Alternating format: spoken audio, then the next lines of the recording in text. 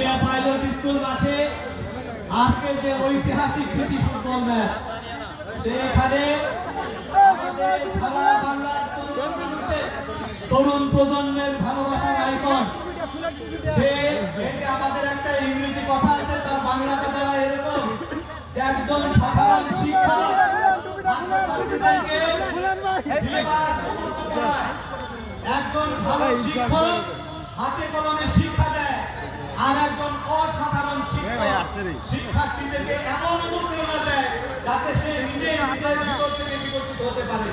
সুমন হচ্ছে এরকম একজন কৃতি মানুষ যে বাংলাদেশে এই ফুটবল, সেই ফুটবল যখন হারিয়ে যাচ্ছিল সেই জায়গাটায় একজন অসাধারণ ইন্সপায়ারিং লিডার হিসাবে এই ফুটবলকে বাঁচানোর জন্য চেষ্টা করছে।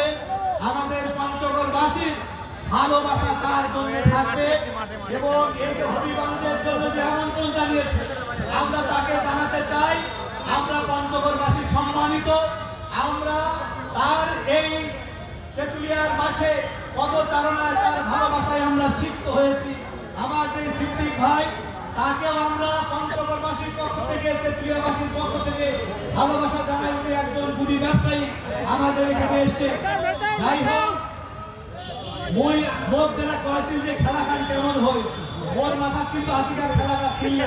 মোর মাথার 8 তারিখ তোমরা যে খেলা দেখাইছে, খেলা দেখাইছে, ওইটা আমার মাথা ঘুরেছে।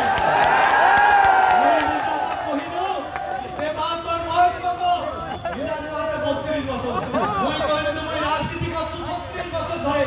88 সালে এই ছাত্র সংসদের উপজেলা কমিটির নেতা ছিল। এই 88 সাল থেকে 2004, 36 বছর হয়ে গেল রাজনীতির মধ্যে। তুই কতদিন রাজনীতি করলো? অবশ্য ভাই 2 মাস করছো। সুমন ভাই আমার মাঠে গোল দিয়ে, মাঠের বাইরে বিরাট একটা গোল দিয়ে এটা তো শুরু হবে। যাই হোক, প্রিয় ভাই বোনেরা, আজকে এই অসাধারণ যে কানায় কানায় পরিপূর্ণ আমরা ফুটবলের মধ্যে আপনাদের উষ্ণতায় ভালোবাসা দেখলাম। একটাই শুরু বলবো, আমাদের ভালোবাসার নেতা সাইদুল হক সুমন যে আহ্বান জানিয়েছে, লেখাপড়া করতে হবে, তরুণ প্রজন্মকে মাদকমুক্ত থাকতে হবে, তাহলে আমাদের প্রিয় বাংলাদেশ, বঙ্গবন্ধু সোনার বাংলাদেশ, আমার দেশরত্ন শেখ হাসিনা এই বাংলাদেশের জন্য, তরুণ প্রজন্মের জন্য উনি বলেছে আমার বর্তমানকে উৎসর্গ করছি এই তরুণ প্রজন্মের জন্য। তিনি ডিজিটাল বাংলাদেশে ভর দিয়েছেন, আগামী দিন স্মার্ট বাংলাদেশ করতে চায়, এই তরুণ প্রজন্মকে সাথে নিয়ে আমরা করব, এই আশাবাদ ব্যক্ত করে আবারও সকলের প্রতি ভালোবাসা কৃতজ্ঞতা জানিয়ে আমি আমার বক্তব্য শেষ করছি। জয় বাংলা।